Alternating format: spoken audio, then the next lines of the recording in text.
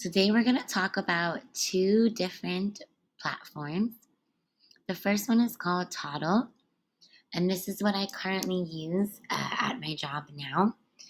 This can be used for planning, learning, parent communication, and assessing and reporting on your students.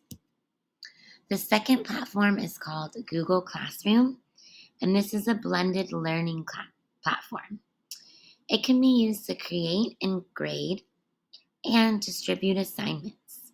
So the main purpose of Google Classroom is for sharing files with teachers and students. So this one is great for virtual learning.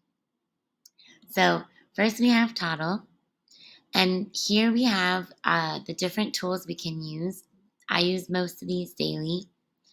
Announcements. This is where our whole school can announce what's going on at the school. Mainly the announcements are done by the vice principal. Then as well, we have parent communication. So here is where we can speak with some different parents about what's going on in the classroom.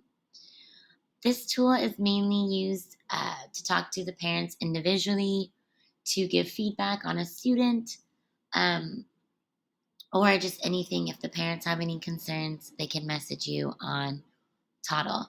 There is also an app that the parents and the students have a login on, so they're able to, or an account, so they're able to use this app to communicate with us and check what's going on in the classroom. Here's the calendar. This one will just show what is going on at the school, the different events, but you can also use it to paste your what you're going to be doing in your class. So for example, if I'm subbing for a teacher, I can use the calendar to find what they're doing in class that day, and then it'll lead me to their Toddle page, and that way I can just use what's on their Toddle to teach the class that day. So here's my classes, beginner EAL, so I'll click this one. Here is where we post our lesson plans for the unit. So this unit is 10 weeks long. We go to the unit flow and Monday. And here we can edit and change. Here's kind of like a brief plan of what we're doing in the classroom. And we can put in all of our materials. This I use daily. It's very helpful for the class. I can just open it up on the interactive board. Then I have all of my PPTs and my links and my worksheets for the class that day. It's very helpful. I love it for that. Also, I don't use too much of this because I'm a subject teacher, but my school is an IB school, so the homeroom teachers will have their lines of inquiry, their subject standards, their ATLs or approaches to learning, then the evidence of how they are fulfilling all their ATLs, the learner profiles, mainly just all the stuff for IB. Here we have the classroom stream, and this is where we can post assignments. This I mainly use for when we're teaching online. So I can post the assignments here. The students can turn them in, and then I can actually grade them on the platform here. And then the students are able, oh, no, it's not working. The students are able to post them here, and then they can see their feedback. So I can write a little comment, or I can also draw on their work, and then I can mark it as completed. Then here we have the portfolio, and this is where we can do, we can show what we did in class. We can post some pictures of the class.